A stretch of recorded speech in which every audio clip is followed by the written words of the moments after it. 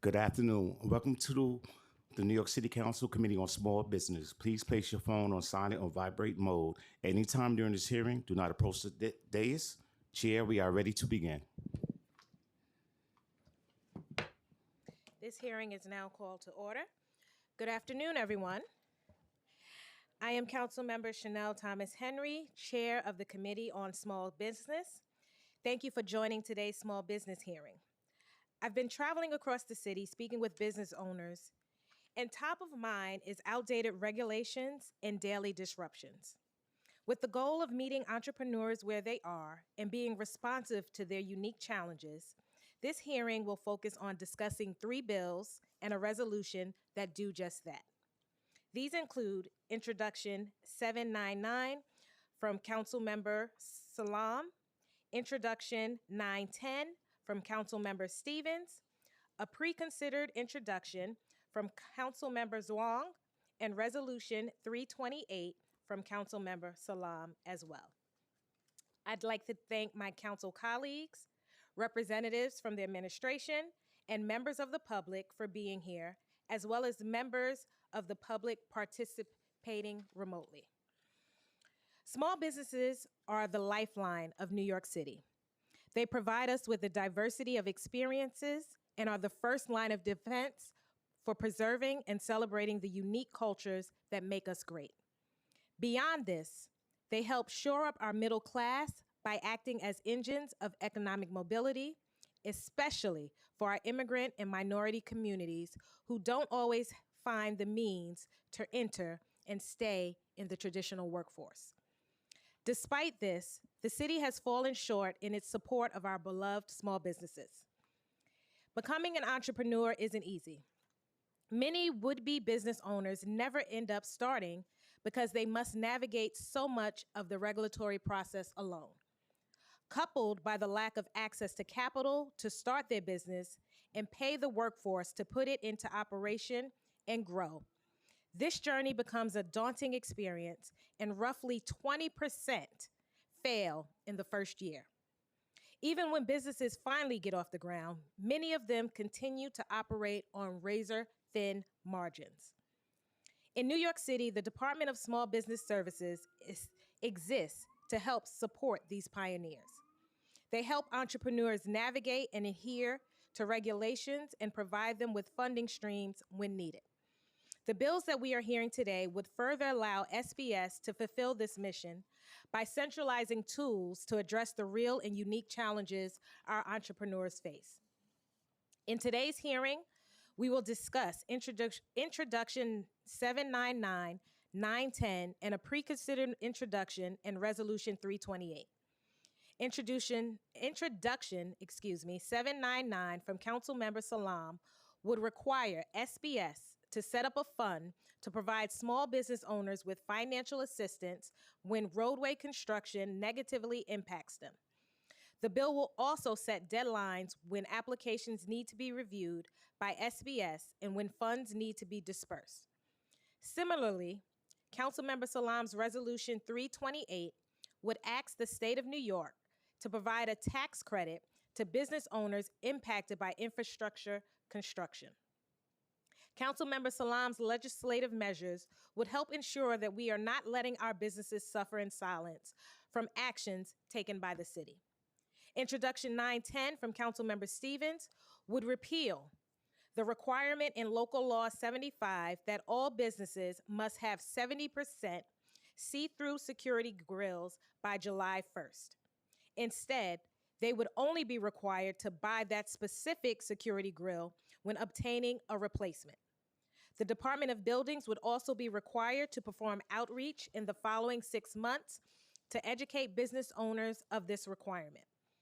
This bill will also help ensure small businesses are not unfairly penalized by a law that they were never informed about in time.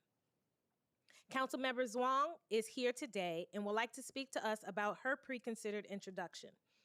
This bill would require the mayor to establish a program to coordinate inspections and plan reviews among city agencies to speed up the time it takes to open a business.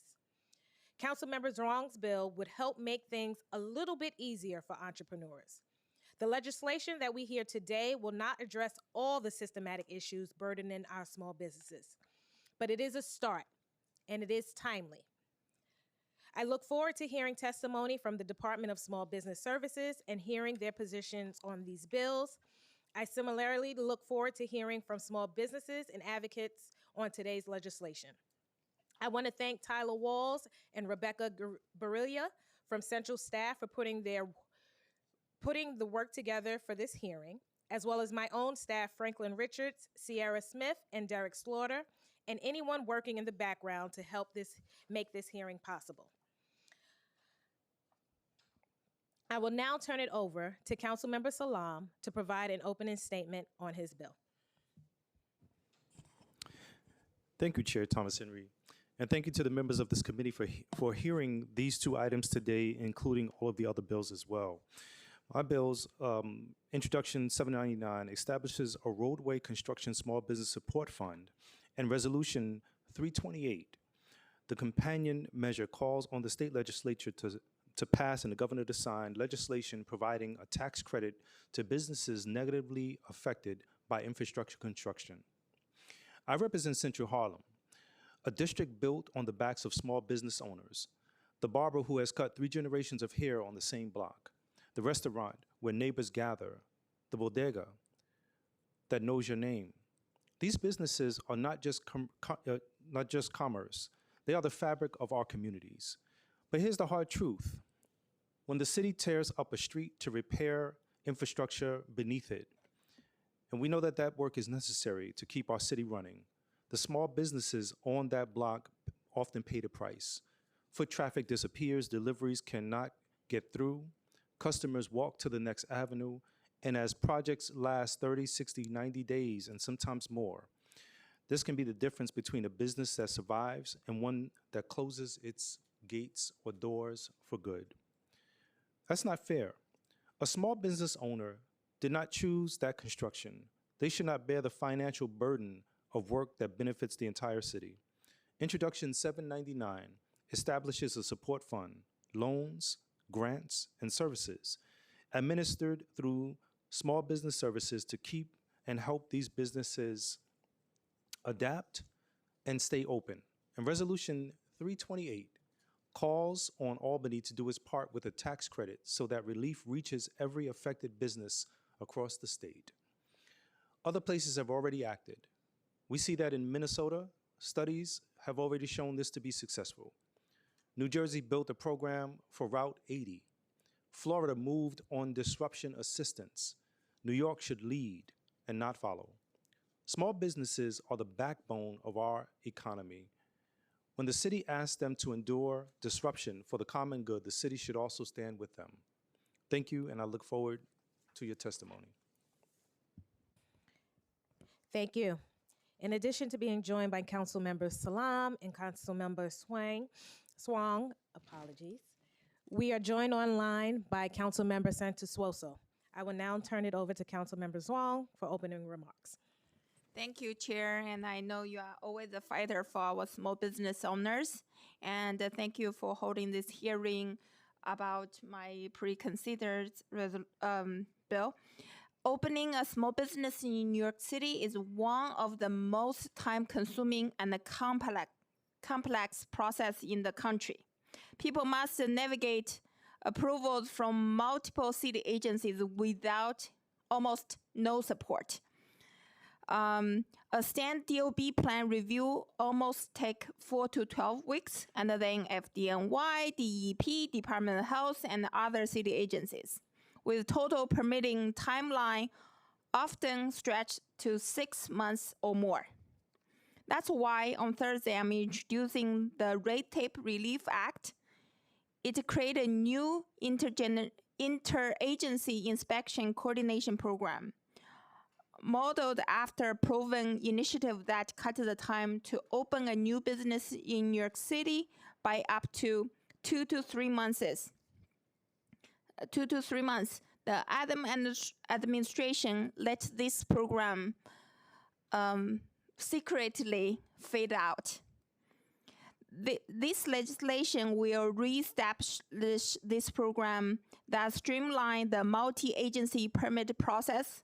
Restaurant and the child care program will be prioritized, and we would expand it to additional business later. For history data, this program was successful before, and because first reduced restaurant permitting time from 6 months to 4 months citywide, help over 1,500 business open 2 to 3 months faster, so business owners can put more money in their own pocket, and our city actually generate $9 million more tax revenue by speed up restaurant openings. This new legislation will be permanent and mandated to help small business owners.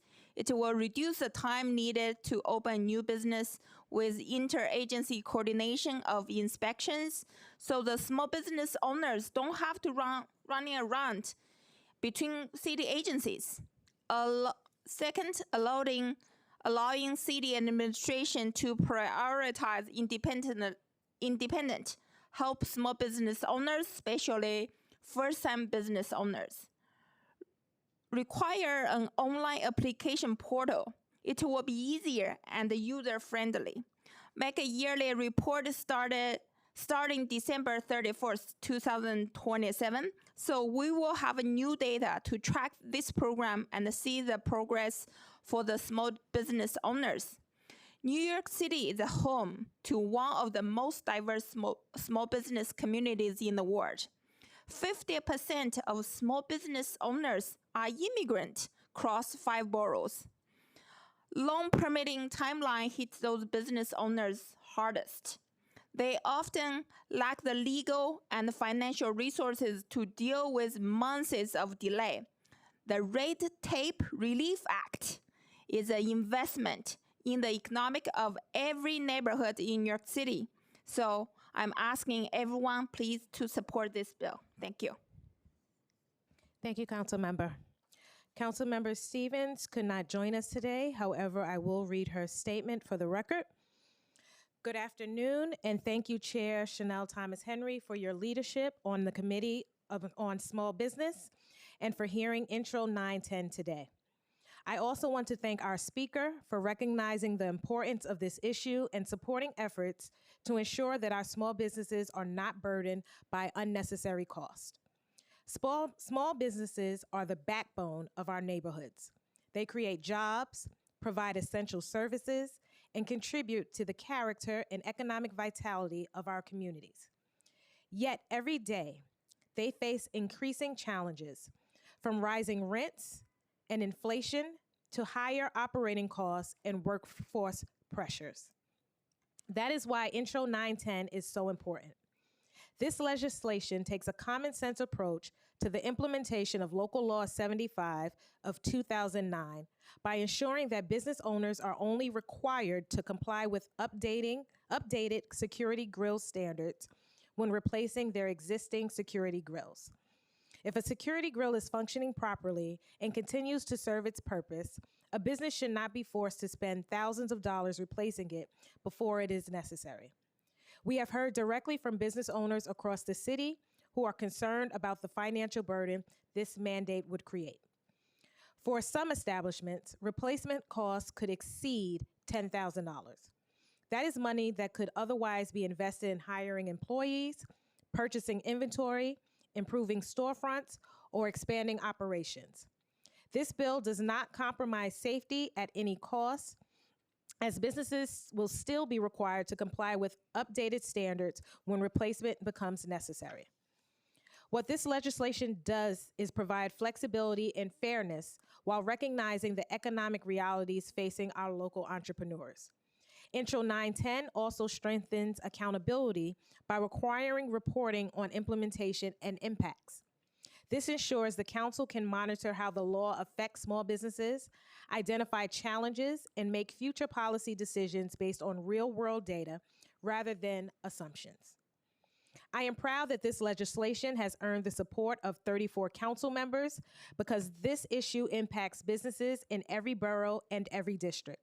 It is a practical solution that balances public safety, economic stability, and government accountability.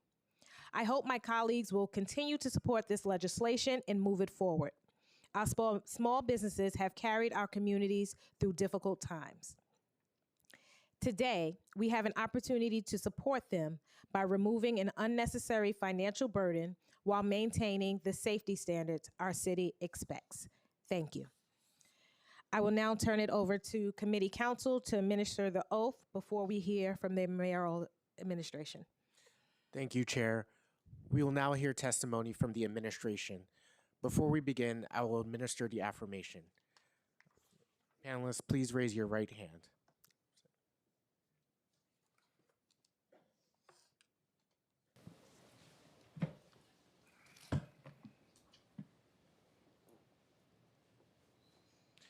Do you affirm to tell the truth, the whole truth, and nothing but the truth before this committee, and to respond honestly to council member questions? I do. Thank you. You may begin when ready.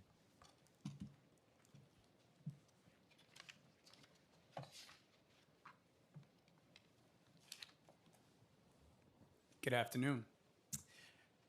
Good afternoon, Chair Thomas Henry, members of the City Council Committee on Small Business. My name is Kenny Minaya, and I am the Commissioner of the New York City Department of Small Business Services.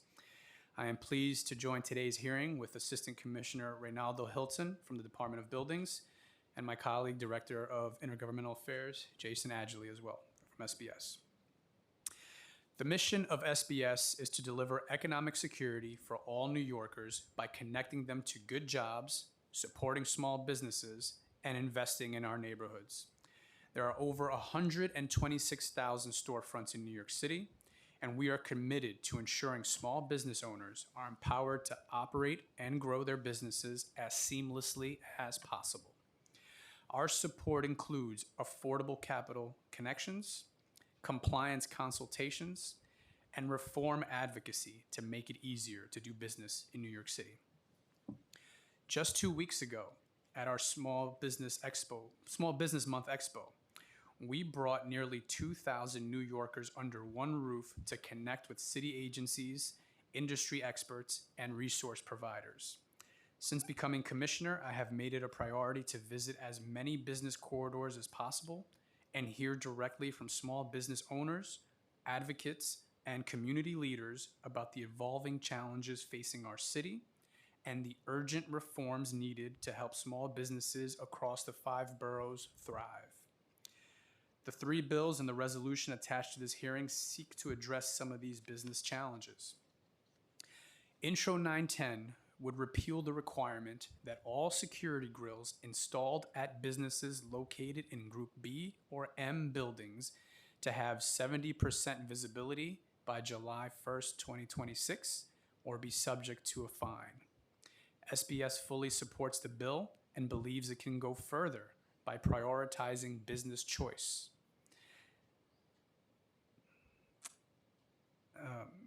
And we look forward to working with the council to craft a version that provides business owners with the choice to install security grills with the visibility features that best meet their needs.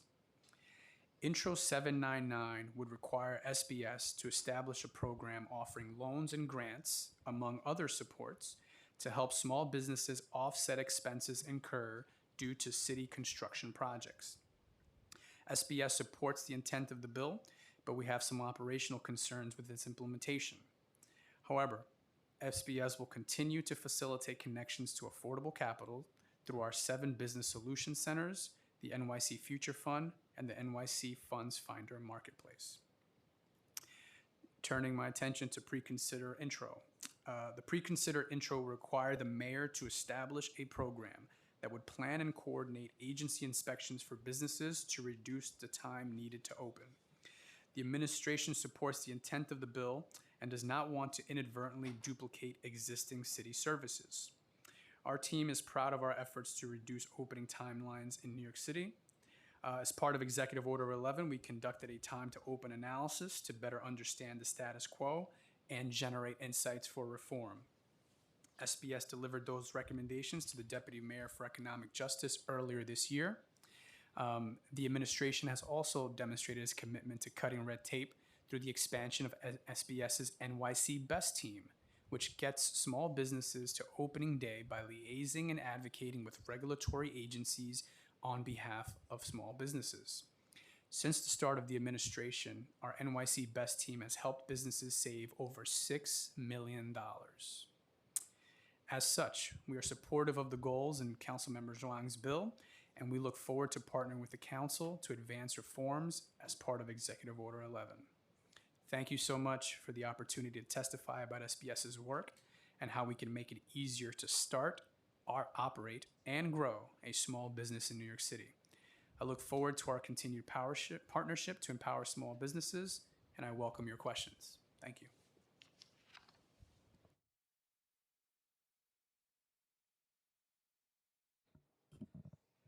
Okay, I want to mention that we've been also joined by council members Maloney and Moreno. Do we have a representative from DOB with us? Are you representing DOB? Okay. First question's for you. Introduction 910.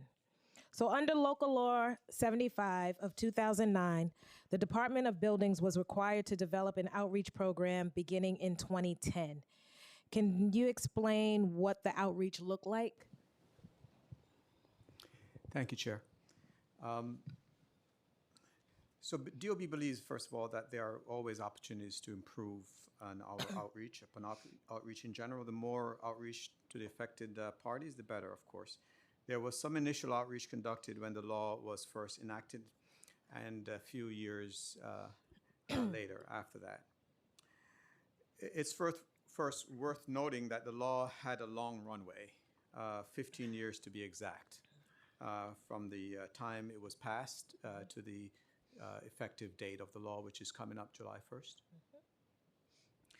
However, all subject buildings in Group B and M, mercantile occupancies are not required to comply with the 70% visibility until July 1st of 2026.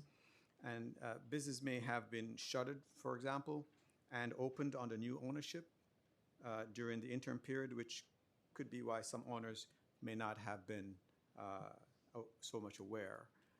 So that is a little caveat to your question there. But anyway, leading up to July 1st, 2026, the compliance date by which existing grids must be replaced, the department has been ramping up its outreach efforts and has used various avenues for getting the word out to owners. So these include the issuance of a service notice, a construction advisory, and other media communications. We shared information via social media platforms. We partner with our SBS colleagues in sharing information. We have attended, myself included, business improvement district meetings in various boroughs to share information regarding the law and to respond to questions from business owners. And of course, on the internal side, we have also been answering a lot of customer service inquiries through our web portals. So that's been the extent of our outreach. So nothing prior to the beginning of this year? I believe that is correct. I think it was late last year. Nothing prior in 15 years. Oh, well, I see, so in I see. 15 years, So there was no I mentioned outreach. before. I did mention before that at the very passage of the bill, there was outreach done very, very early, but that was 15 years. I know I was alive at that time, but I don't know the extent of the outreach. But I do recall, I know for a fact that the Department of Buildings had published a service notice advising folks, but I'm not sure how much outreach was apart from that was done. Based on our records, there was no outreach from 2010 to 2025. So just assuming something was published in 2010, there was no additional outreach made until the end of 2025 for a law going into effect this year. I am not able to affirmatively say. Okay. Okay. So what did the outreach beginning at the end of 2025 look like? How many businesses did you reach out to? You mentioned social media and assistance from SBS, but what did that look like? So we did the service notice, which goes on our website and folks are able to, who are signed up for Buildings News and Information gets to see that. We have. How many people are signed up? I don't know that number. That is, but that is a way for people to get information. We've also issued a construction advisory, which basically outlines what you would need to do with security grills, what's required, the permitting requirements, and so forth. And of course, you mentioned the social media platforms. But most importantly, though, Chair, is that we have worked with SBS in giving information and disseminating it to those businesses. We do not have a list of businesses. Department buildings do not do that, right? So we're dependent upon those kind of connections to disseminate information. Especially, we don't know if there's a security grill at a particular business. We don't know who those people are. So individual outreach to those folks are not possible so much with the department buildings. We can just put information generally out there. Chair, I can supplement Assistant Commissioner Hilton's answer somewhat. So we at SBS, in partnership with DOB, were able to reach 60,000 business owners through our newsletter mailing list. In addition to that, my first week on the job, SBS convened a regular monthly bid call. And this was a topic of presentation to our bids, which also, that call was also joined by members of the Small Business Advisory Commission. On top of that, Chair, as you know, I love walking the corridor. So any of our corridor walks, we've made sure to get information out to business owners about this law and its implications, that they're aware as well. I have no doubt, because it wasn't until this year that business owners kind of sounded the alarm that this was coming into effect. So thank you for that. Going back to DOB though, so if a business isn't signed up to receive construction news, they would not have gotten notified from the Department of Buildings about the gates, correct? Now, I mentioned the other methods, such as... Or if they didn't look at social media. Right, or website information, construction advisories, and so on. The Department of Buildings do not deal directly with businesses except for when they do filings with us. So a new business, any new businesses that opened up between 2010 and 2025 would have had to seek a permit from the Department of Buildings to do so, correct? Between 2011... 2011 yes, and 2020. And 2020, yes. At that time, were any of those businesses made aware that if their security gates were not up to code, that they would need to be brought up to code by July 1st of this year? They would be required if they're filing for a security, filing construction plans that involves a security grill. They would be notified during plan examination that grill would have to be up to code. Yeah. Let's take it for instance. I open a business at the beginning of 2025. Yes.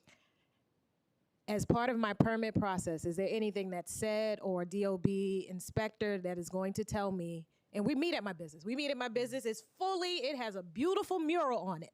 So there's no visibility at all. Is someone from DOB going to tell me at that point in time, hey, you're going to have to replace this in the next year and a half? Well, we don't know. We don't see the pictures. We don't have a picture of what their buildings look like. They have to We're looking at it. We're looking at the gate. It has a beautiful mural. I see, but this is plan examination, so they're presenting a set of plans to the department as to what they need to do. If it involves a security grill, it would be told at that time that the security grill would have to come into compliance during plan examination. Okay. So when we pass a law like this at the council, and it was stated that DOB would do the outreach, where's the disconnect in terms of when the outreach starts? Is there immediate coordination with SBS to do that outreach? Like, you guys can tag team one another? Does DOB assume SBS will do that outreach? I'm just trying to figure out why in 15 years, none of our businesses, except if they signed up for Bullington's, were alerted that the grills needed to be updated. Yes, Chair. So as I said before, I think there was some missed opportunities by the department, maybe by both agencies. to coordinate that. But as I said, there was 15-year long runway there.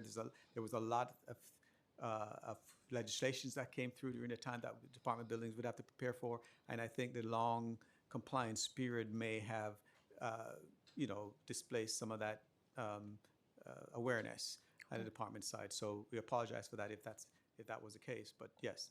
Okay. I'm going to hold on questions for a moment and let some of my colleagues ask their questions. I'll turn it over to Councilmember Salam. Thank you for your testimony. This is in relation to Introduction 799. This bill sets per business caps of $50,000 for loans and $50,000 for loans and $15,000 for grants per storefront per year. Would it strengthen the program to pair those with an annual aggregate ceiling that the agency could adjust each fiscal year based on demonstrated demand and available appropriation so that the program scales responsibly with needs rather than committing the city to an open-ended obligation? And does Small Business Services see administrative value in the structure, and would the aggregate ceiling be best set by the agency rule or through the annual budget appropriation itself? Thank you for the question, Council Member. I think anytime we provide flexibility to be able to match the resource to the need and try to get the biggest bang for our buck on that resource, I think that is always welcome. So let's say that an annual ceiling for the program that is appropriated each year is built into this legislation. The per business grant and loan is a maximum of $50,000 for loans and $15,000 for grants, functioning as a permanent upper limit per business that can never be exceeded, no matter how large the program annually appropriation grows. In a year where the aggregate ceiling is lower, however, the per business maximum could be scaled down proportionately so that limited funds reach more businesses rather than being exhausted by a few. Does the agency see this fiscal structure as workable to administer? I think that speaks to kind of some of the operational concerns we have with the bill. I mean, historically, when we've implemented products like this, whether it's NYC Future Fund, Campus NYC Loan Fund, we do those in partnership with a CDFI, Community Development Financial Institution. So the more requirements that we have, that the more challenging it becomes.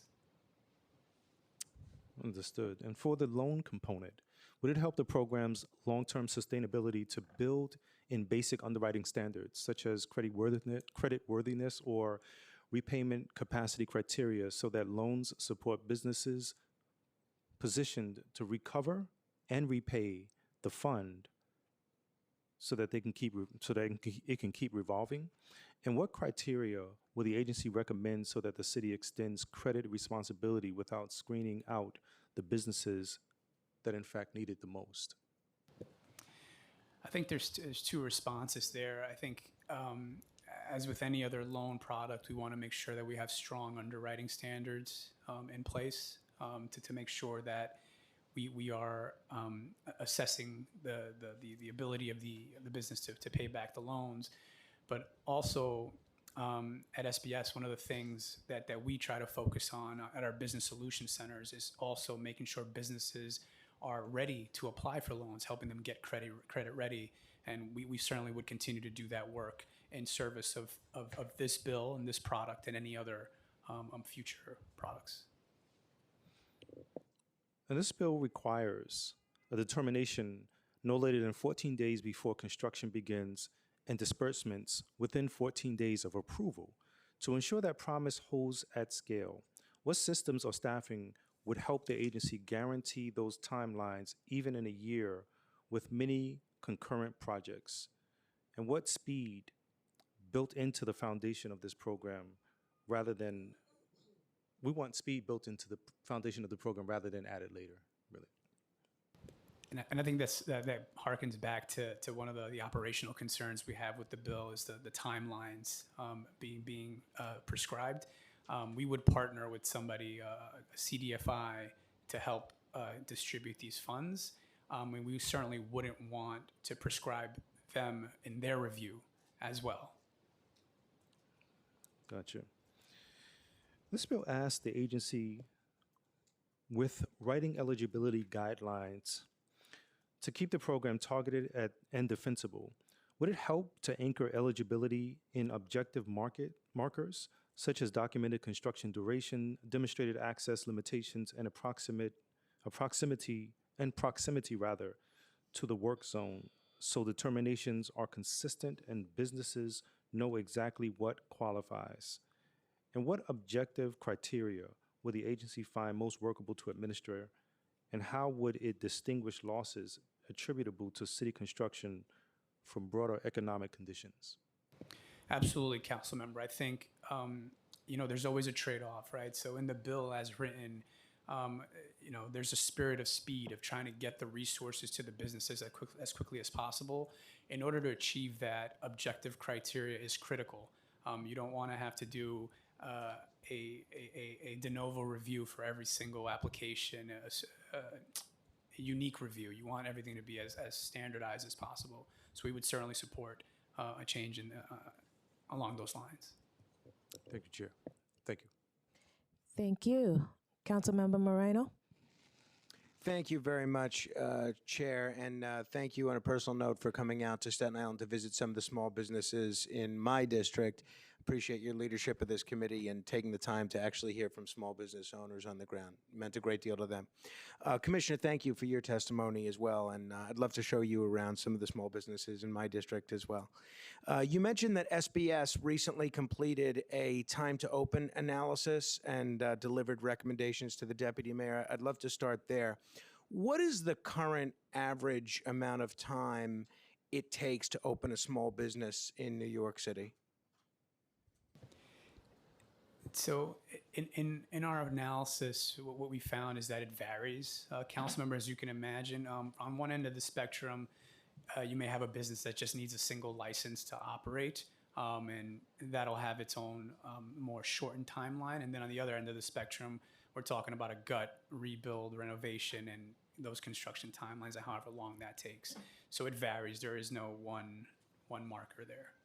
I guess what I'm trying to get at is before SBS undertook these reforms, what was the difference? How many days have actually been eliminated from the process as a result of the administration's efforts, understanding that it varies?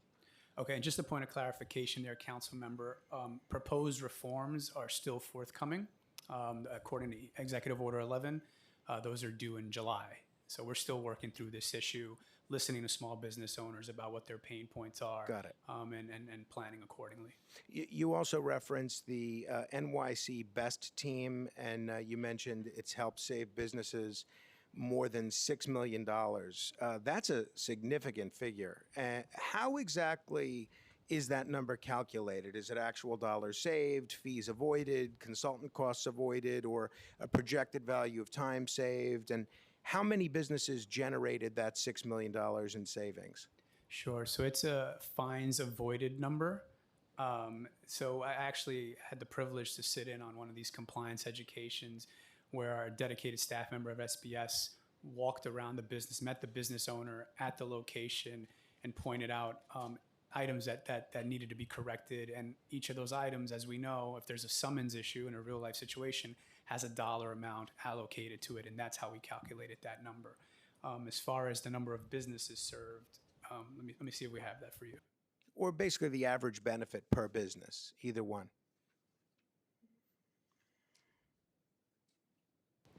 I just have that number in the aggregate, but I'll ask the team to see if we can pull that up. Got for it. you. Thank you. One thing I do worry about is that government often measures activity rather than outcomes. So let me ask a bit of a different question. For every 100 entrepreneurs who begin the process of opening a business in New York City, how many actually make it to opening day? Do we track that figure? Do we know how many people just simply give up? What I can speak to is that just in 5 months this calendar year, we've helped 58 businesses open their doors through the NYC Best program. Just last week at the Small Business Month Expo, we heard from a business owner who just opened a cafe in Harlem, Same Time Tomorrow Cafe, talking about the frustration of having to try to navigate the process on her own. And then when she approached NYC Best, being able to cut down opening time and opening 2 months early. My last question on the construction bill, and I guess this would apply to DOB potentially as well. I represent Staten Island, and my constituents certainly aren't opposed to infrastructure projects. They're opposed to projects that appear poorly coordinated, poorly communicated, and endlessly delayed. And we're going through this right now in my district. Has SBS ever calculated the economic impact on small businesses when a government construction project exceeds its original completion date? Do we know how much revenue is lost when construction drags on for months or years beyond schedule? And if we don't know that number, how can we determine what level of assistance is appropriate? So thank you for the question there, Council Member. So we don't know that number, and part of the reason why we don't have that number is that it would require business owners to share revenue data with SBS or any government entity before or after the project. But I can speak to anecdotal reports of frustrations that I've heard, and anecdotal reports from business owners of decreased productivity as a result of a construction project taking place in front of their business. Thank you very much. Thank you, Councilmember. And just one more point. I will see you in Staten Island next week. Looking forward to it. Likewise. Don't go showing off because I went to Staten Island. Trying to keep up with the chair. No, thank you, Councilmember Morano. And I had a lovely time in your district. Can't wait to get back. At this point, while we do have a quorum, I do want to turn it over to Councilmember Santos-Suoso, who's online. Good afternoon. Can you hear me? Yes, we can. Thank you, Chair. And I just have one question for Commissioner Minaya and one question for Deputy Commissioner Hilton. So, Commissioner Minaya, you were talking about how you have some reservations about the legislation and referring to Intro 910, and wanted to further discuss the potential of choice. Can you talk more about what you mean by that? Absolutely. Thank you for the question, Council Member. So as I mentioned, I've tried to do a lot of business engagement in my first few weeks at the job. And one of the consistent points I've been hearing from business owners as it relates to the security grill requirement is, separate from the cost, is why. What's being proposed in the law is not what works for me in my borough, in my neighborhood. So I've brought back that feedback from business owner, and I think we should try to find a way to give them choice. Understood. And by that, you mean choice to even install a grate that would be compliant with the law to begin with? Correct. Choice to choose the visibility requirements that best meet their needs. Okay. And then turning to Assistant Commissioner Hilton, given the issues with outreach over the last 15 years since the original underlying law was passed, and I understand the long runway and the challenges there, how exactly, would you want to see this legislation strengthened in some way in order to provide, DOB with more consistent instructions as to how to conduct outreach for these new businesses? Do you feel that it's written as such now that it gives you sufficient opportunity to comply? How can we prevent this from happening again, essentially? Understanding, of course, that there isn't the runway that was provided for before. Thank you, Councilmember. That's a loaded one, loaded question, but I just want to say that the Department of Buildings mission itself is regulatory, right? We're in a business typically engaging with folks who come to us for construction alteration needs, right? So they're filing something with us, and so that has been our focus a lot. But yes, we recognize the need, and I'm just amazed by the chair's question really earlier, where we could have done something even more, taken the initiative to do certain things as they come, as folks file with us, we could have asked those questions ahead of time and given some more information. So, yeah, I'll take that back to our folks, and absolutely, we will make some adjustments in the plan exam phase, where folks will be able to ask certain questions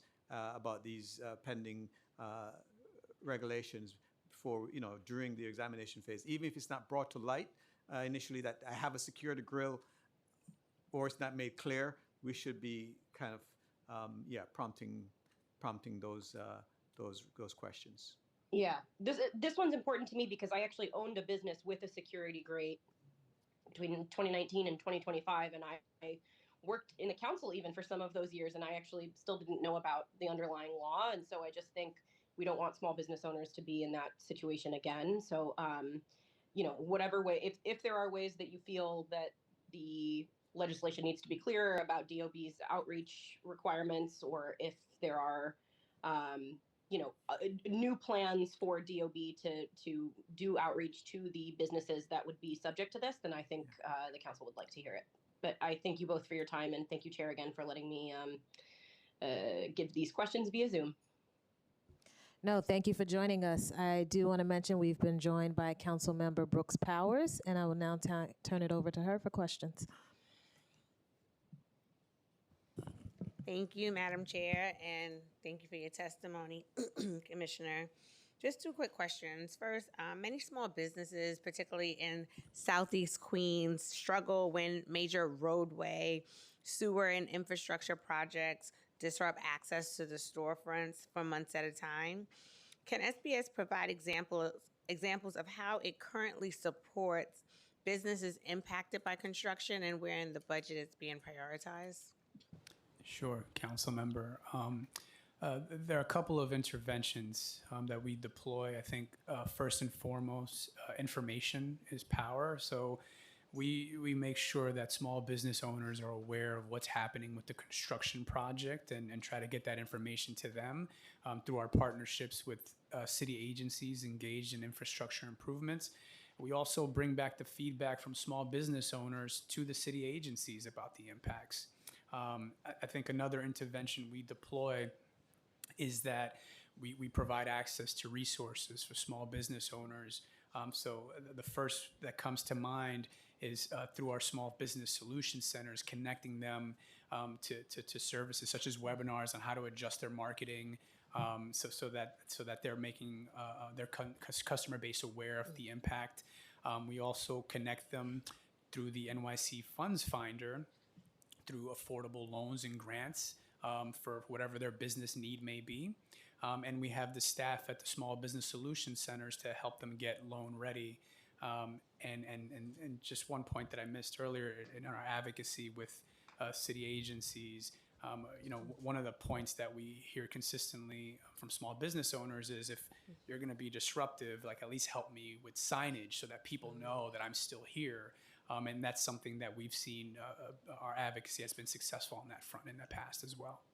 Thank you for that. And in particular, I like the signage piece. Definitely think it's important to create some semblance of a fund, like, especially if it's tied to like a ULURP or some level of development. Having the developers invest in like a fund for things that may come up and disrupt things, whether it's rodent mitigation or they may be out of business for one day because something got disrupted in terms of water or something like that. We've seen those in downtown Far Rockaway in particular over the course of some of the construction has happened along the commercial corridor. And I welcome you to come visit the district. You are my fourth commissioner since being elected. All of the commissioners in the past have come to the district, and we welcome you. My last question for you is, one of the most common concerns I hear from small business owners is the length of time it takes to navigate inspections and approvals before opening their doors.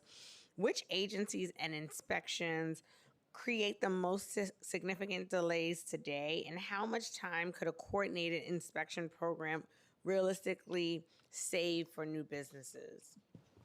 Thank you for that question, Council Member. What we find in our conversations with small business owners is that there isn't just one agency or one type of inspection that gums up the works, so to speak. That it's more a question of filling the information gap. Oftentimes, small business owners don't even know that they need to go to a particular agency for a particular item. And that's precisely the gap that NYC Best tries to fill. We try to ensure that business owners are aware of the various city agencies they need to connect with in order to open quickly. And we help them line up the inspection, so to speak, by making sure their paperwork is in order, and understanding what they're trying, the vision they're trying to put forth, so that we can issue spot and identify the right agencies for them. And I know I said that was my last question, but this is my last question. The JFK redevelopment program.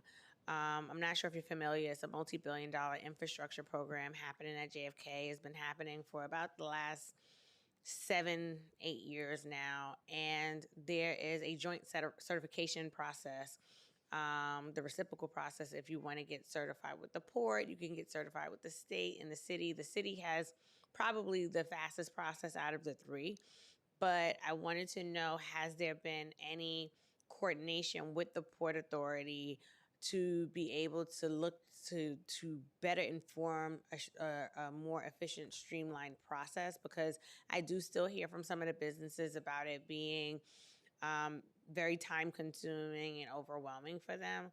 So I just wanted to understand if there's anything that you have been done. Obviously, you're newer, but if there's anyone in the agency that's focused on that, I would like to know that.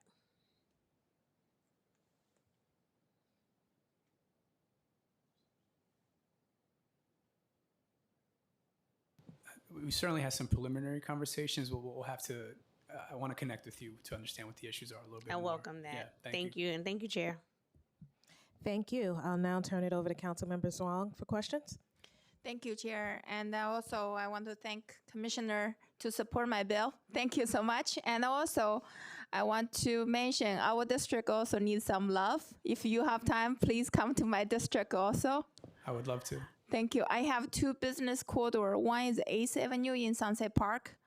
A lot of business actually down 30 to 40% because of the struggle, immigration issue, and also tariff issue. And also, I have actually one of my business owner just text me. He have a question. So for the intro 910 about the grill, the gate issue, if they are in the process opening a business right now, probably open, hopefully they said open at the end of this month, do they still need to apply the law? Thank you. Thank you for that question. Just Councilmember. like they actually in the process, they don't know what to do right now. Correct. So I understand. So the Department of Buildings has, I anticipated that question. As you know, the law requiring the 70% visibility currently as it is does not take effect until July 1st of 2026. So with this legislation in place, the Department of Buildings has effectively decided to withhold enforcement, or stand down on any enforcement until we see what this legislation has passed is, and would apply this legislation.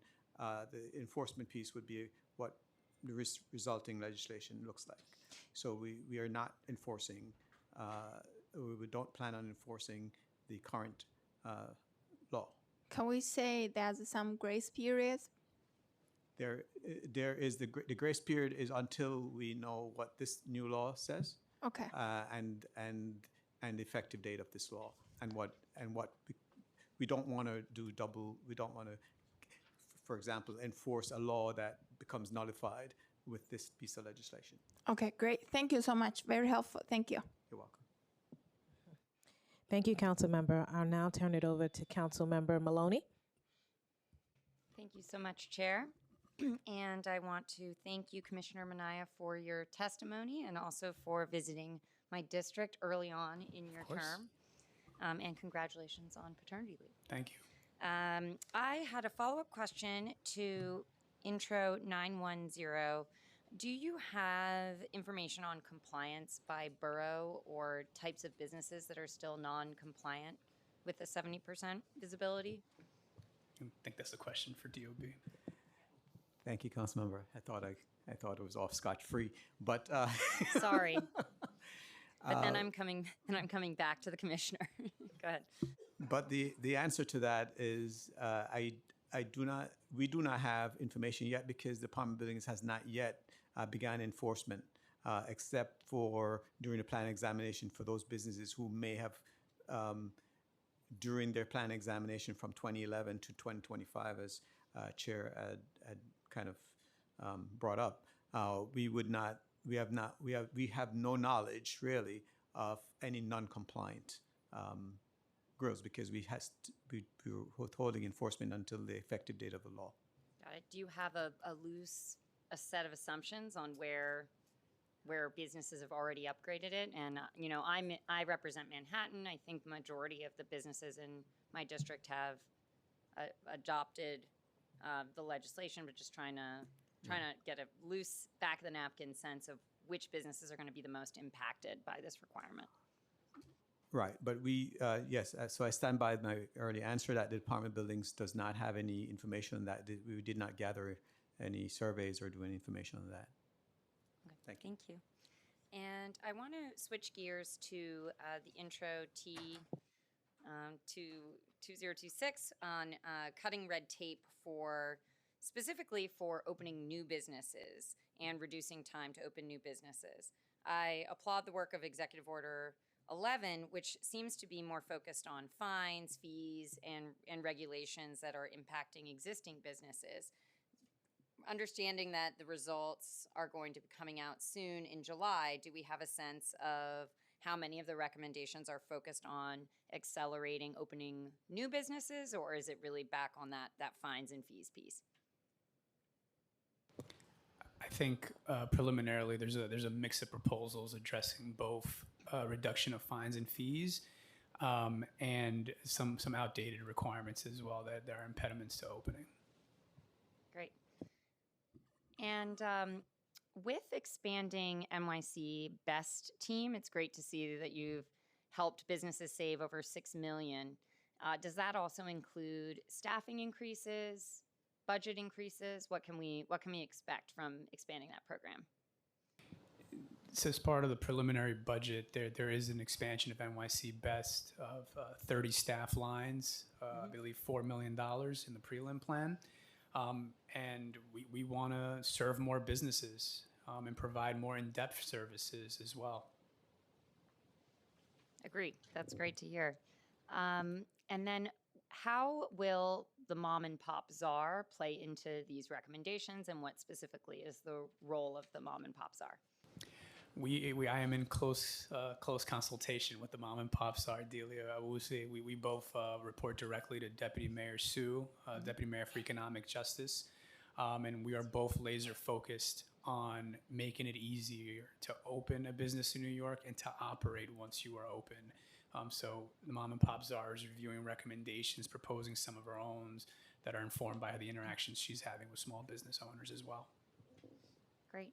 I'm looking forward to seeing the recommendations and echoing Councilmember Morano's point around the baseline metrics of where we are and what improvement looks like, as well as common issues that businesses have and the completion rate from people who start this process and actually get to the success line.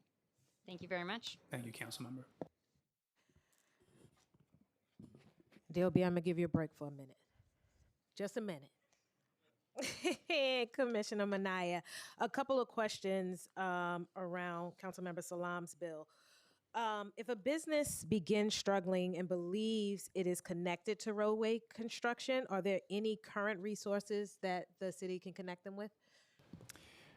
The resources that we have available to small businesses are the loans and the loans and grant programs that we connect them through to the NYC Funds Finder. those are generally applicable to address any business need, including the one you just mentioned.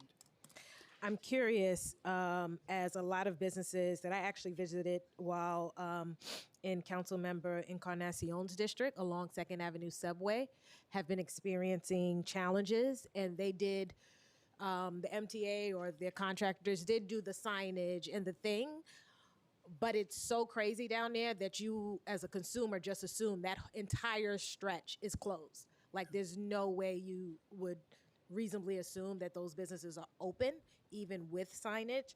So I'm curious, have any of those businesses in particular along the 2nd Avenue subway route reached out for assistance? We've certainly connected with those businesses along the 2nd Avenue corridor you just mentioned. I am unable to provide specifics, but Okay. I know that we've done outreach in the area. I can speak to that. Okay, we'll definitely like to follow up, and we have reached out to the MTA just to get additional, because honestly speaking, those businesses, 9 times out of 10, it's going to be hard for them to survive during that construction. Oh, no, I thought you were going to say.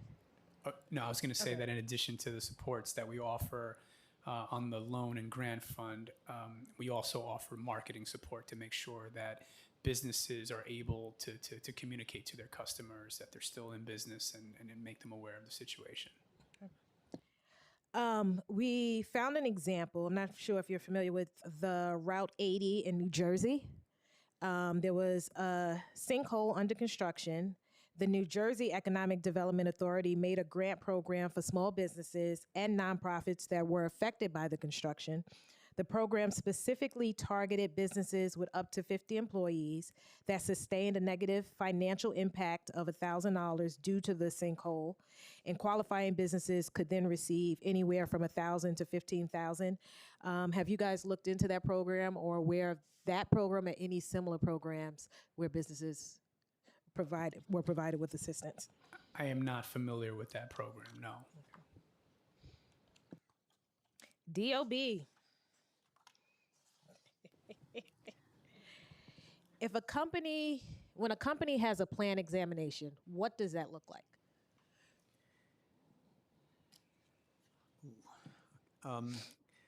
Chair, so the company itself does not come to us, meaning the business, right? The The plan business. examinations are done between what we call a registered design professional, which is an architect, registered architect, or a professional engineer who comes to us with a set of plans about the construction and what they need, right? A lot of times now we do a lot of this stuff online, and there's a back and forth online, but there's also an opportunity for them to come in with appointments, and so it's them presenting a set of plans to the department that assigns it to a plan examiner. That plan examiner reviews a set of plans to make sure it meets code and zoning requirements, and then they may return such plans back to them if it's not fully up to code or up to specs, whatever that's needed to clarify the set of plans, and is called is called issuing objections, and then the RDP would then satisfy or answer the objections and send it back, and it's back and forth, hopefully not too many back and forths before that plan is reviewed. So with those objections or not exemption, so I guess what I'm getting at is, does that examiner come out and go over with the architect and or business owner anything beyond the scope of that particular plan, i.e. security grills? And that's my point before, Chair, that the plan examiner is looking at what they're presenting, what they present on the plan. So, for example, if the plans does not show a security grill, these are not pictures; these are actually drawings. And so, if that's not a part of saying this is a security grill that's going to be installed or replaced, the plan examiner does not see that. And my point to you before, where you're saying that's an opportunity there to ask a question, that's what we'll take back to see. But I think it's important, and this is going to go back to Councilmember Maloney's question that I missed. We have electronic system that captures this whole plan examination back and forth. And it doesn't, as currently, and this is where we could improve, capture a permit type for security grills. It's a construction alteration, whether it involves a certificate of occupancy or not.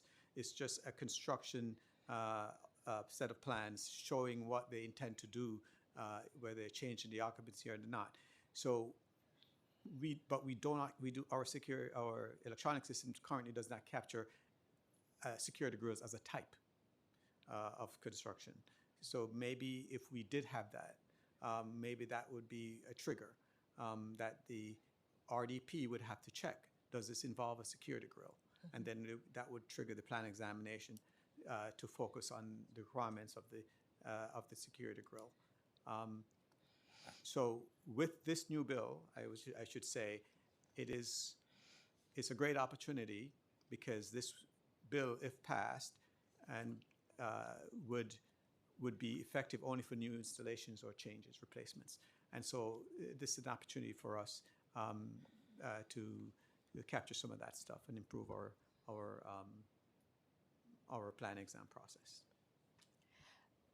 Aside from the grills, if a new business is opening, is there a checklist that DOB or SBS provides the business owner? So even if something particular to that plan isn't in there, to avoid the back and forth, I would say. So aside from security grills, there could be anything. If you have a DOB examiner in someone's business, are they going over with them everything that's needed to open their business? I'll defer first. Okay. If I may, that is precisely what we do at With the NYC best. Best. Yes. Okay. Yes. Okay. Any idea, anyone can answer this, how many companies in New York City install security grills? So Chair, as I said before, the Department of Buildings electronic system does not capture the security grills as a type of construction. It's a basic renovation type of thing, which so we have no way of capturing the information about security grills, how much is out there, how many new replacements, we just do not have the information on security grills. But does SBS know how many businesses do that type of business? No, we don't have that information, Chair. What I'm trying to understand is if those businesses, at the very least, were notified that this law was being passed. So if I'm a manufacturer and operator of a security grill business and I'm going out to replace a grill at a business, am I aware this law exists so that I can let the business owner know at that time the requirements that are needed for the right grill to be installed?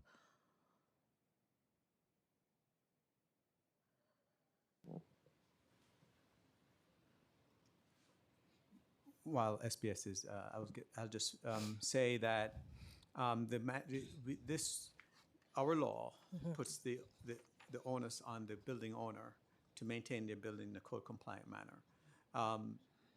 It is on the owner to make sure that what their building is just maintained that way, i.e. security grills. So your question regarding, I'm sorry, I may have lost my train of thought there a little bit, but your question is regarding, I'm sorry, could you just repeat that? So I own a security grill company. I install I see. grills. Yeah. Someone, a new business calls me. At the very least, Yes. if I'm doing my work right, I should know, or not even, I'm just assuming, I should be aware of what type of grills are permitted. If SBS or the city of New York knows that I have this type of business, wouldn't I alert those type of businesses that this law is coming into effect? So if you're going out there doing your business, please install these type of grills. Because if I'm a business owner, I don't know. Yes.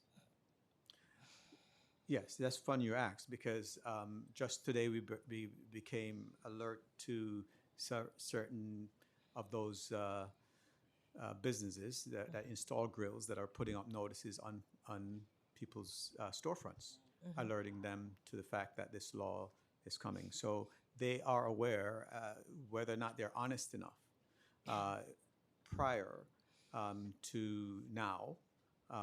When they were called on to install these grills and install illegal, non-compliant, we should say, grills before, that puts the business owner or the owner of the building in jeopardy of getting a violation for that. We don't know. But of course, I know for a fact that these businesses are aware, a lot of it, because a lot of them has reached out to Department of Buildings asking for clarification on the law. But that wasn't done prior to 2025. As I said, I cannot say how much, but I know there were, because in preparation for this and before, when we started ramping up our outreach, I did some searches especially on the internet, and I found very old outreach flyers or stuff from security grill companies that were noticing owners of this very same thing that I just mentioned. Gotcha. I'm going to end with this. Provided that local law intro 910 goes into effect, what's the plan moving forward? How will we let businesses know? Go ahead. Sorry. I mean, I think as outlined in the bill, in close partnership with DOB, DCWP, and any other agency you mentioned. Let me rephrase.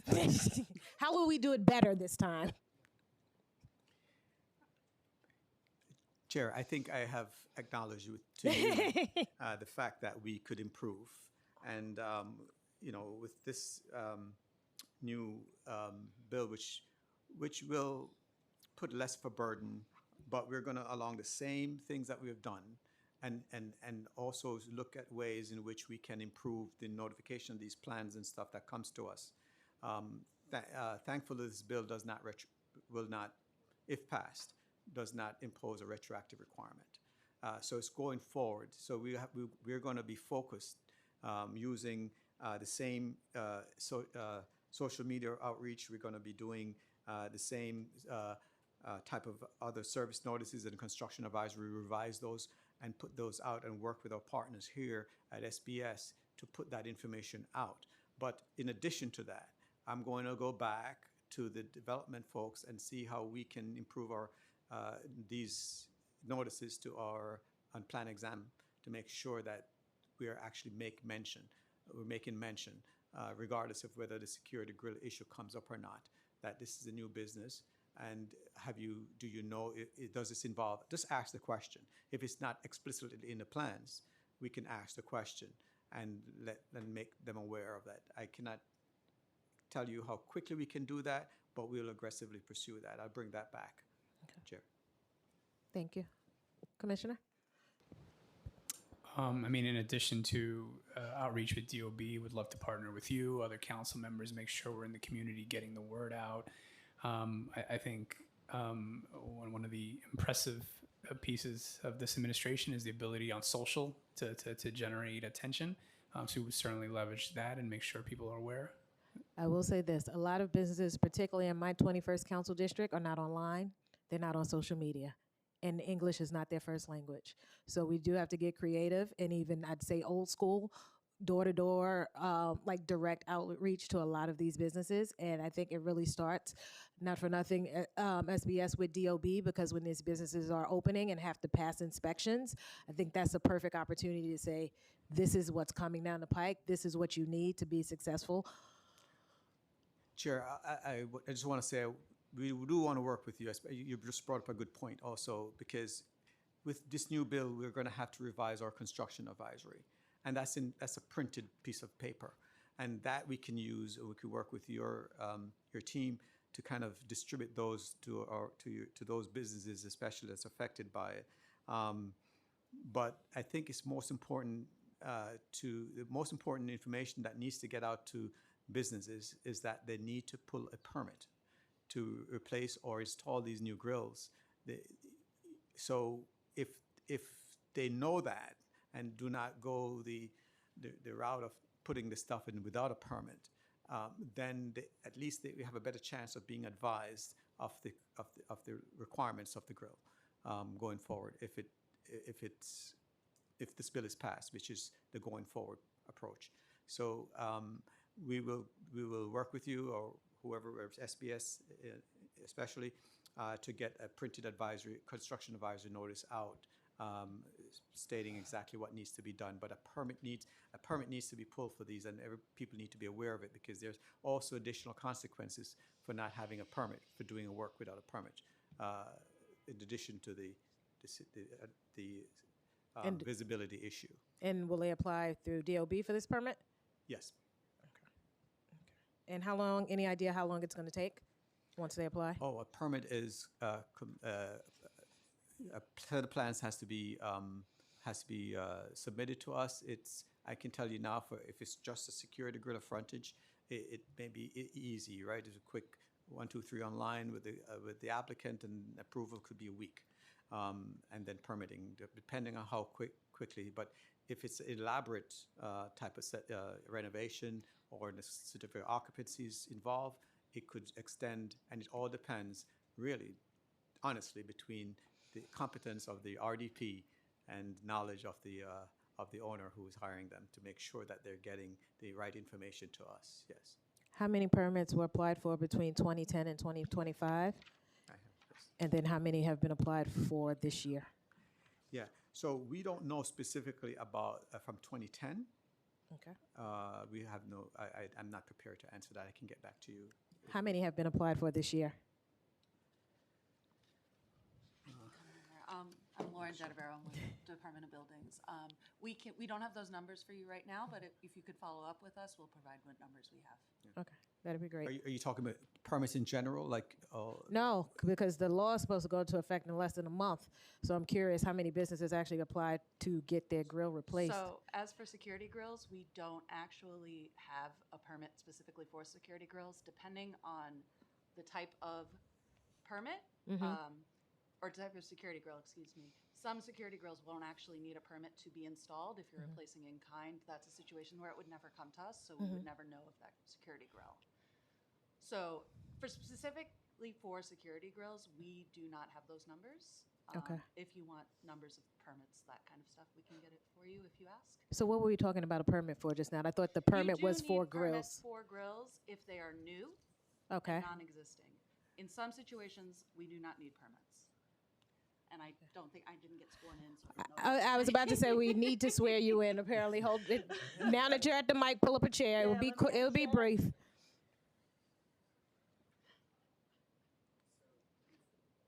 Do you affirm to tell the truth, the whole truth, and nothing but the truth before this committee, and to respond honestly to council member questions? I do.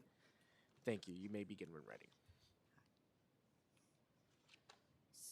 So to clarify, So to clarify for me, so we just said there is a permit needed for replacing a gate. there may be a permit needed. It is not always a permit that is needed.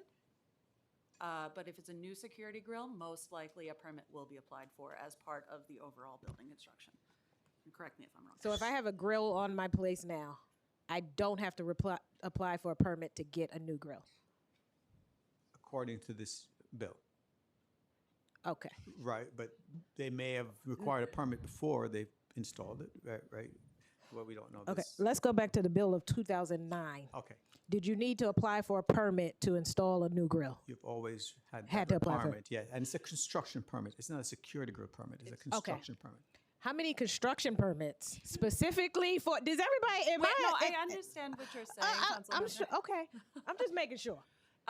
We do not clarify on the permits if it's for a construction grill or not. The permits are just for alterations or alterations that affect a CO. So there's no like little checkbox. For okay. Yeah.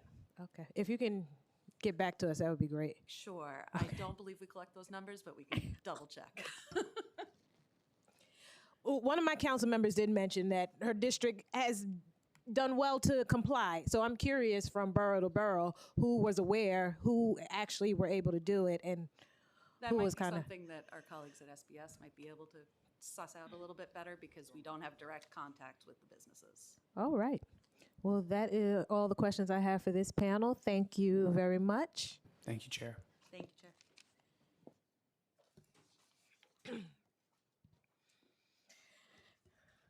Other questions? These are the ones in person? Okay. Oh, just need to, okay. I now open the hearing for public testimony. I remind members of the public that this is a government proceeding and that decorum shall be observed at all times. As such, members of the public shall remain silent at all times. The witness table is reserved for people who wish to testify. No video recording or photography is allowed from the witness table. Further, members of the public may not present audio or video recordings as testimony, but may submit transcripts of such recordings to the Sergeant at Arms for inclusion in the hearing record. If you wish to speak at today's hearing, please fill out an appearance card with the Sergeant at Arms and wait to be recognized. When recognized, you will have 2 minutes to speak on today's topic, Introduction 799 and Resolution 328 from Councilmember Salam, Introduction 910 from Councilmember Stevens, and Councilmember Zwang's pre-considered introduction. If you have a written statement or additional written testimony you wish to submit for the record, please provide a copy of that testimony to the Sergeant at Arms. You may also email written testimony to testimony@council.nyc.gov within 72 hours of the closing of this hearing. Audio and video recordings will not be accepted. For in-person panelists, please come up to the table once your name has been called. I will now call the first group: Matthew Bauer, Mark Caserta, and Joanna Talentieri.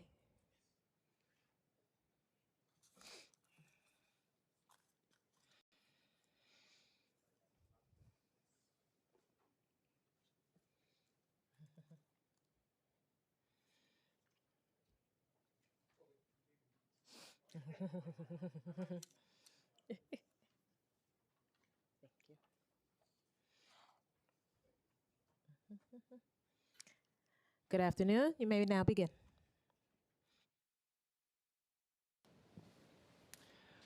Good afternoon, Chair Thomas Henry and members of the Committee on Small Business. My name is Matt Bauer, and I'm testifying on behalf of the New York City Bid Association, where I serve as the co-chair of our Regulatory Reform Working Group. I'm also president of the Madison Avenue Bid in Manhattan. As you know, the Bid Association represents all 78 of the city's business improvement districts, serves nearly 300 miles of commercial corridors, including approximately 100,000 businesses, and invests more than $200 million back to our communities in all 5 boroughs. We're very grateful that this committee is holding this hearing. The New York Bid Association greatly appreciates the council's efforts to support small business owners through Intro 910. So many businesses along our shopping districts do not have the resources to replace their gates, nor do they know all the requirements to do so with the new visibility requirements. We very much appreciate Intro 910's provisions to expand outreach to the small business community. However, we have significant concerns about how the bill is currently drafted. After speaking with council staff, we appreciate that Intro 910 aims to focus on replacement gates as opposed to forcing existing gates to be compliant. However, that remains unclear in the legislation as is. While Intro 910 removes the July 1, 2026 enforcement trigger date for the 7% transparency requirement under both the administrative and building codes, it does not establish a new effective or trigger date for compliance. As a result, upon enactment of Intro 910, all newly installed security gates will be required to meet this transparency standard, and all existing security grills that do not meet the standard would be considered non-compliant and would need to be replaced with fines imposed unless the business corrects the grill within 90 days or the owner can establish an affirmative defense. The result is that potentially thousands of existing grills may still be non-compliant, and the bill does not leave any time for additional education and outreach before the requirements take effect. We are including specific language in our written submission, but we encourage the council to consider language changes to make it clear that visibility requirements will only apply to replacement security grills moving forward, and think about further delaying the effective date of the requirement to allow for more education and outreach, including education and outreach about the requirement to actually file for a permit with the Department of Buildings to install a security grill. So we thank so much for the opportunity to testify and for all the efforts of the council to support small business. Thank you. Good afternoon. My name is Mark Caserta. I serve as Vice President of Small Business Support at the Brooklyn Chamber of Commerce. Thank you for the opportunity to testify in support of Intro 910.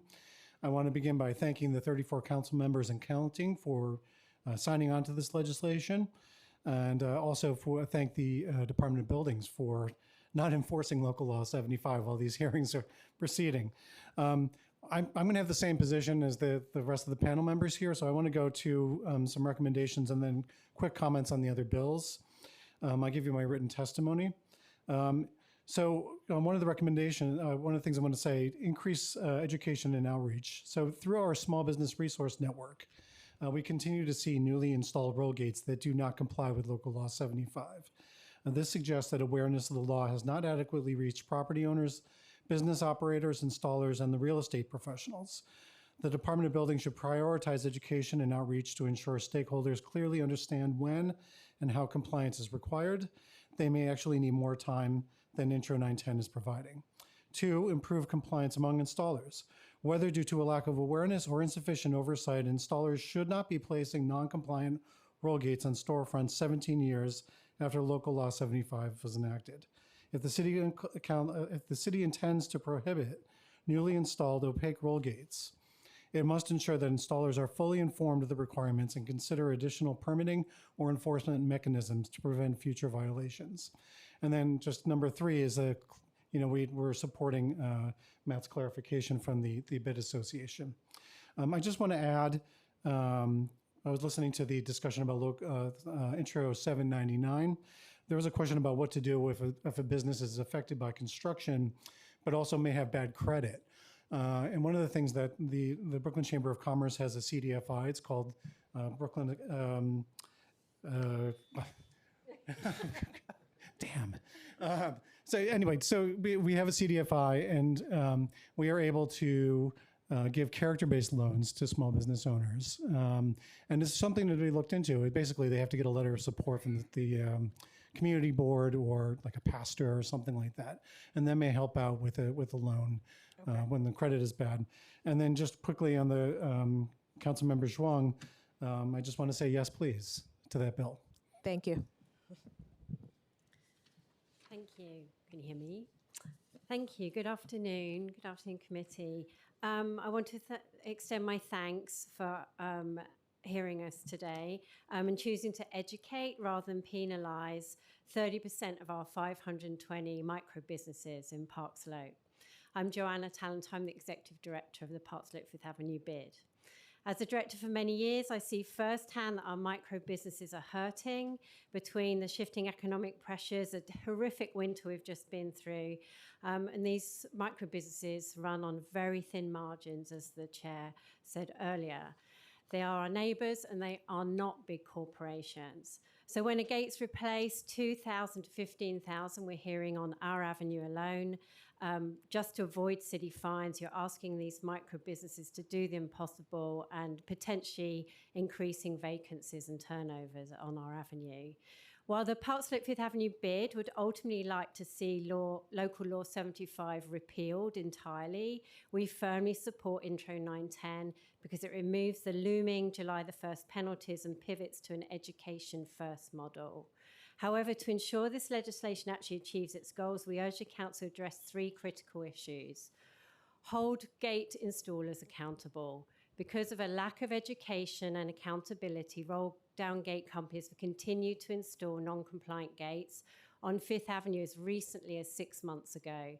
The Department of Buildings must educate these installers and consider a permitting or enforcement mechanism so the burden doesn't fall entirely on the business owner. Number 2, extend the education timeline, as others have spoken up about. A 6-month window just isn't long enough to educate all the micro businesses across the city, and clarify the bill's language, as Matt at the from the Bid Association also pointed out.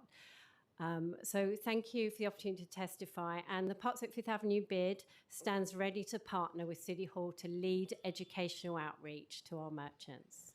Appreciate that. I do have a quick question for the panelists. When were you all made aware that this law was coming into effect? Oh, I have a great answer for that. I learned from a business on our avenue that was approached by a roller gate company saying that they must change their roller gate to be compliant. And that was at the end of last summer. Got it. I learned from Joanna about 6 months ago. So, yeah. Okay. So our bids and chambers weren't notified as well. No. Okay. About 3 or 4 months ago, the Department of Buildings asked whether we would use our small business resource network to go door to door with them Okay. to educate the public. And look, I could have said yes, but I said no because I said, but I think we need to change this bill. Okay. Not go out and tell them about it. Okay. Fair enough. Thank you. This panel is excused. Thank you.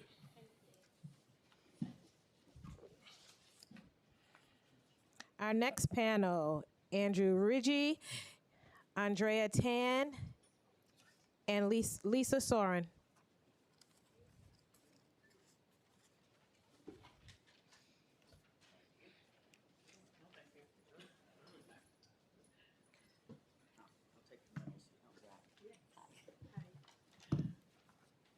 Okay, did you just hand him a packet? Yes, all 20 in one simple little packet, Councilwoman. Thank you. Andrew, you may begin. Thank you, Chair. My name is Andrew Ridgie. I am the Executive Director of the New York City Hospitality Alliance. We represent thousands of restaurants, bars, and nightclubs across the 5 boroughs. I've submitted some detailed testimony, but I will hit on these bills in some few quick points. The first one, which was mentioned before concerning the security grill requirements. Great bill in the sense that we're very happy you're addressing this issue. However, it seems as drafted, if we're reading it correctly, would actually apply to far too many businesses, essentially those that had grills installed before 2011. It would provide education for businesses that installed them afterwards. We don't think that's sufficient. We would love to see all businesses that have installed grills prior to today's date, but also prior to, say, let's say, July 1st, 2028, to be grandfathered in.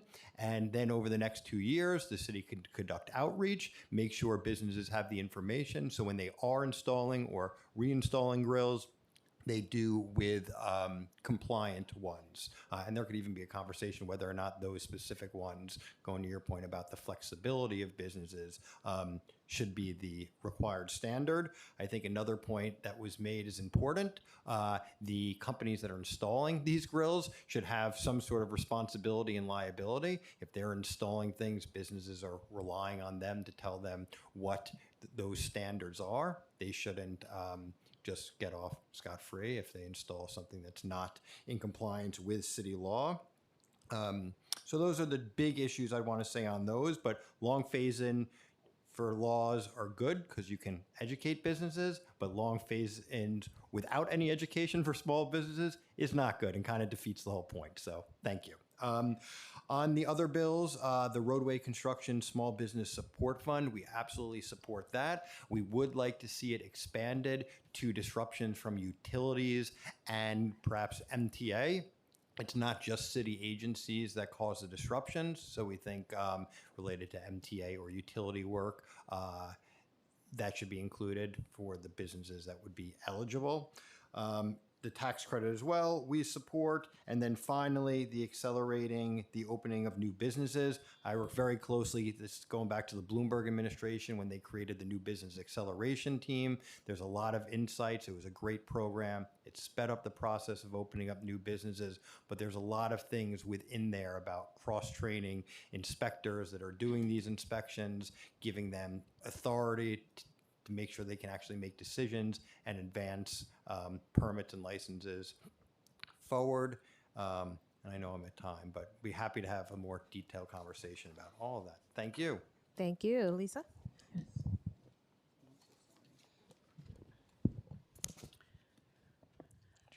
Chair Thomas Henry and members of the small business community. My name is Lisa Soren, and I am the president of the Bronx Chamber of Commerce. We are dedicated to supporting and advocating for small businesses across our borough, especially our New York's micro businesses. Thank you to the council for the continuous engagement and collaboration with the small business community on issues that impact affordability, stability, and growth. I am submitting testimony in support of Intro 910, Intro 799, and Intro T 2026-25. Regarding 910, I first want to extend my thanks to Councilwoman Althea Stevens. After I brought this issue to her attention, she immediately took action.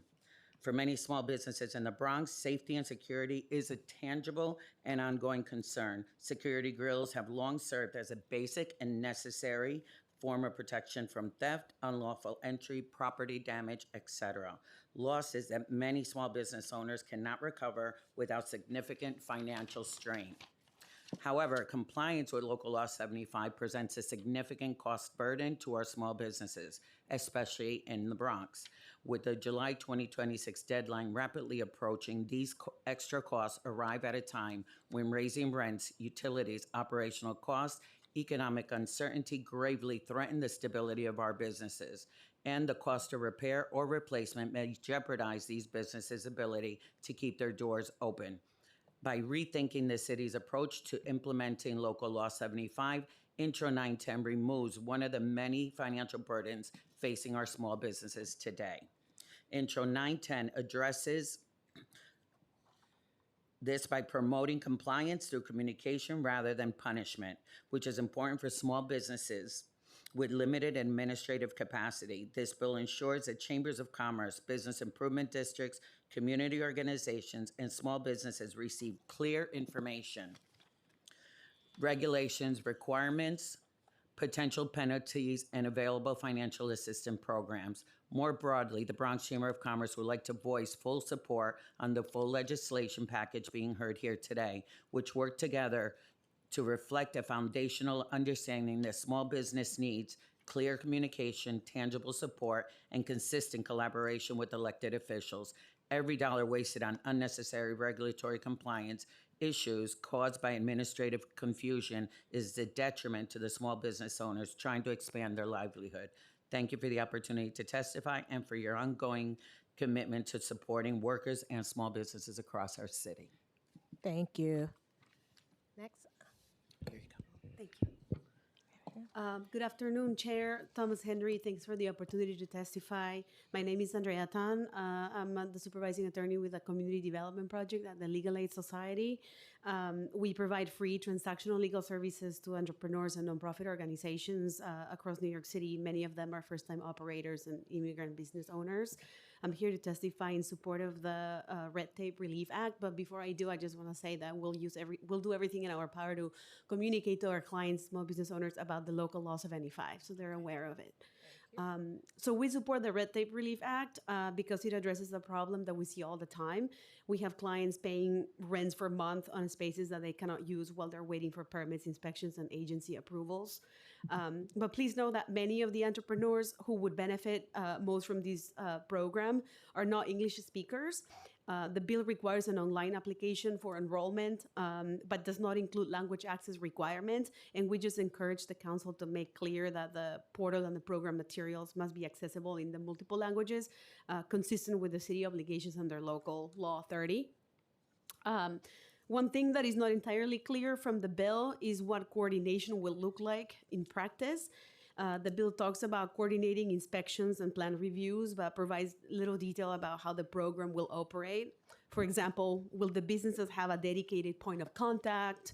Will agencies share information between each other? Or will there be a process for resolving delays involving multiple agencies? So any additional clarity on how it will function would be helpful. We saw this issue firsthand with a daycare client in the Bronx who was still working through the licensing process when an inspection led to a corrective action that took significant advocacy from our office. So a coordinated program that gives agencies visibility into where a business is in the process could have prevented situations like this. We also want to point out that some delays are outside the business owner's control. For example, changing the use on the certificate of occupancy requires landlord cooperation. So it's worth noting that when you're helping businesses to know that some delays are out of their control. And finally, just want to encourage the council to clarify if nonprofit and community organizations will be eligible for this program as well. Thank you for the opportunity to testify and looking forward to the implementation of the program. Thank you for your testimony. This panel is not excused. We will now turn to virtual panelists. For virtual panelists, once your name is called, a member of our staff will unmute you and the sergeant in arms will set the timer and give you the go-ahead to begin. Please wait for the sergeant to announce that you may begin before delivering your testimony. Now I will call on our first panelist, Pedro Suarez. Time starts now. Good afternoon, Chair Thomas Henry and the council members of the Committee on Small Business. My name is Pedro Suarez, and I'm the Executive Director of the 3rd Avenue Business Improvement District in the South Bronx neighborhoods of Melrose and Mott Haven, which fall primarily under Bronx Council Districts 17 and 8. The 3rd Avenue bid represents over 300 storefronts, and it is the oldest commercial district in the Bronx and one of the city's most heavily trafficked areas, serving a major transportation hub. I testify today in support of all bills being considered today, but more specifically to comment on Intro 0910-2026 regarding Local Law 75 of 2009 concerning security grills. While I support the original law's intention and goals, outreach to businesses over the past 15 plus years has been insufficient to ensure compliance by July 2026. Additionally, many of our local businesses simply lack the capital to install a security grill within the next month, as this equipment can cost $10,000 to $20,000 or more, depending on the size of the storefront. I estimate that 30 to 50% of the businesses in my district are not currently compliant. While the original law is well-intentioned, we must ensure that small businesses continue to thrive in a post-COVID world, especially since concerns remain regarding storefront vacancy rates, as recently reported by the New York City Comptroller's Office. Additionally, I encourage the city to work closely with vendors that manufacture and install security grills to ensure that any security grills sold to New York City businesses comply with the law. I also urge transparency regarding how enforcement will determine compliance with the 70% visibility requirements. Additionally, as a former city employee, I know there are robust ways to notify businesses of new legislation. For example, when DSNY published new recycling rules several years ago, it used extensive data to send physical mailers to most commercial properties, and DSNY met with the Chambers of Commerce and Biz to disseminate the information to businesses with enough notice. Additionally, a very small team of 3 to 5 individuals conducted thousands of site visits over 12 months to educate businesses. I encourage DOB to implement similar strategies or partner with other agencies to ensure the information reaches businesses. We have been working hard to strengthen the corridor, supported by the New York City Department of Small Business Services and the release of our recent commercial district needs assessment. Thank you for considering my testimony today in support of our efforts, and I look forward to continue working with the city on strengthening our commercial corridor in service of New Yorkers. Thank you. Thank you for your testimony. Next up, Nycc Basile. Time starts now.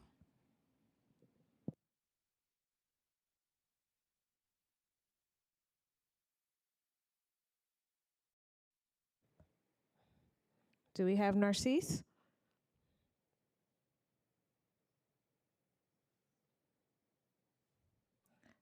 Okay. Nycc Basile. Okay, we're going to move on to Jessica Walker. Time starts now.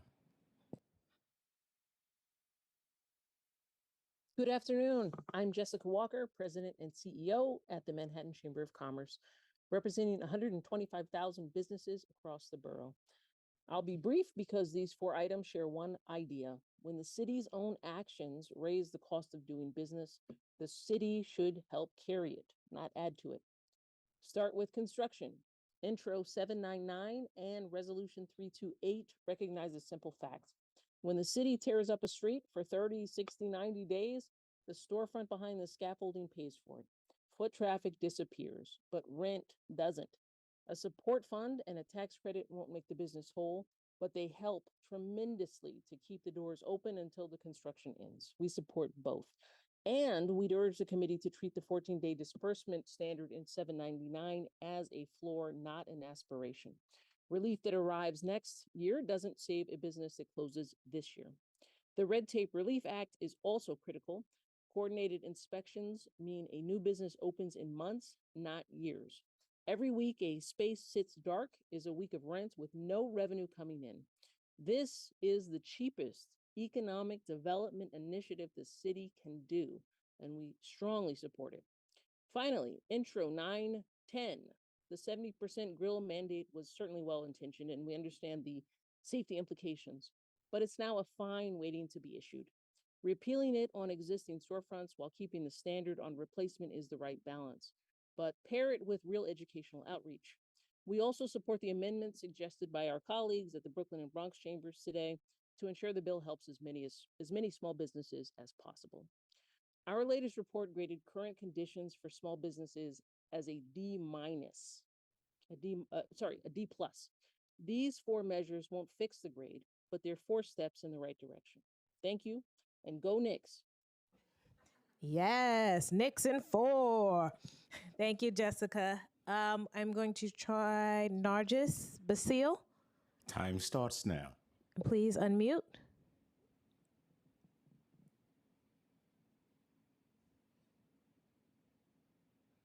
Do we have Nargis Basile?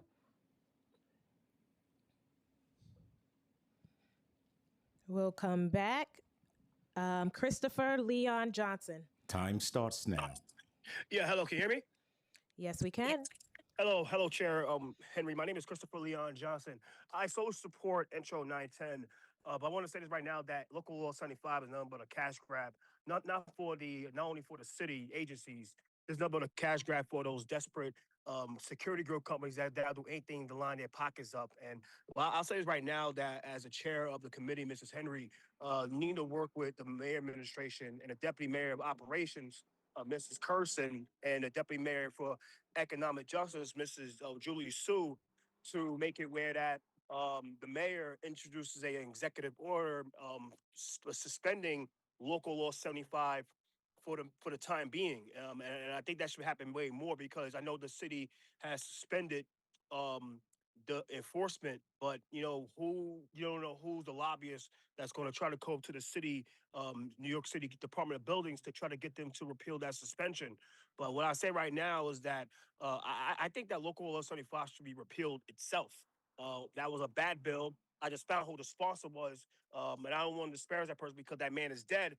Mr. Balone Jr., he's dead, so I'm not going to disparage the man's name, but I think that bill, when it came to city council in the 2000s, was more about just lining money for the pockets for the Queens Democratic machine.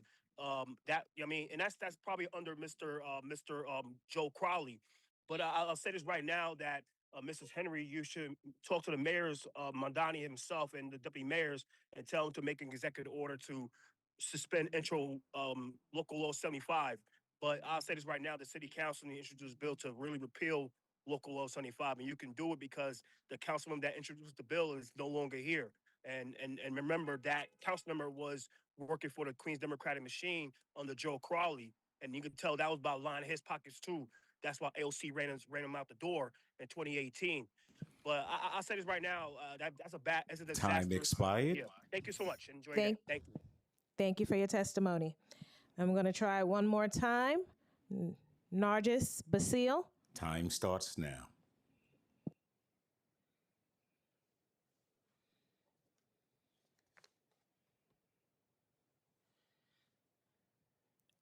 Okay, that is all the testimony we have online. We have now heard from everyone who has signed up to testify. If we inadvertently missed anyone who would like to testify in person, please visit the sergeant's table and complete a witness slip now. If we inadvertently missed anyone who would like to testify virtually, please use the raise hand function in the Zoom, and a member of our staff will call you in the order of your raised hand.